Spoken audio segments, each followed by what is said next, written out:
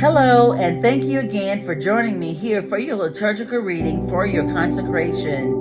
We will be reading from Hebrews chapter 5 out of the New King James Version. I will not be teaching or preaching or giving you my 2 cents, nor will I be reading between the lines. Rather, I will be giving you word by word, precept upon precept, giving you the word of God verbatim as it was given to the prophets of old and the apostles of the new. This same word has been preserved for you and me by the same Spirit that raised Jesus from the dead. Join me as we read Hebrews chapter 5, verse 1. For every high priest taken from among men is appointed for men in things pertaining to God, that he may offer both gifts and sacrifices for sins. He can have compassion on those who are ignorant and going astray, since he himself is also subject to weakness.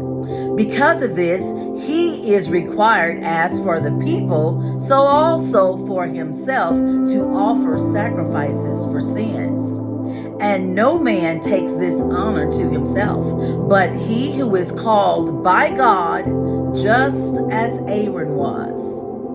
So also Christ did not come to glorify himself, to become high priest, but it was he who said to him, "You are my son, today I have begotten you." As he also says in another place, "You are a priest forever, according to the order of Melchizedek, who, in the days of his flesh, when he had offered up prayers and supplications with vehement cries and tears to him who was able to save him from death, and was heard because of his godly fear, though he was a son, yet he learned obedience by the things which he suffered.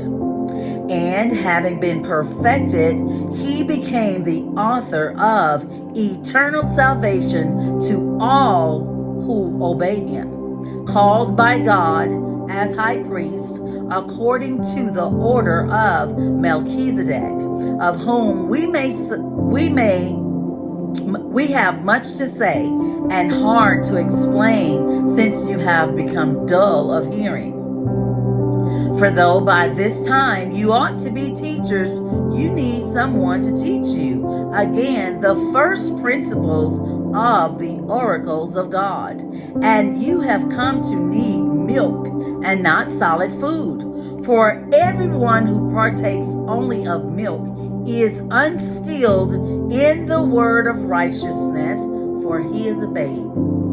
But solid food belongs to those who are of full age, that is, those who by reason of use have their senses exercised to discern both good and evil. We have completed Hebrews chapter 5 in its entirety. I am Jacqueline Criswell, reading the Word of God verbatim out loud for my personal consecration.